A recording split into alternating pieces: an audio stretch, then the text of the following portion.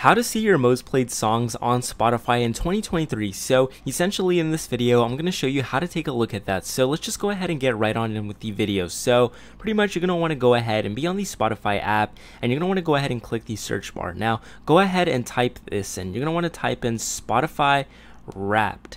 Now you should get a little genre list right here at the very top that says 2022 Wrapped. Now just go ahead and click on that, and it's going to give you your Wrapped. Now essentially you can see your most played songs on Spotify here. Just go ahead and click on that, and then what you're going to want to go ahead and do is make sure you just head over and look for the slide that's going to go ahead and show you your most played songs. So you can see here that my most played songs are these few songs right here in the list, and that's pretty much how you go ahead and take a look at your most played songs on Spotify in 2023. So it's extremely easy to actually go ahead and do, guys. But with that being said, hopefully you found this video helpful, and I'll go ahead and see you guys for the next video.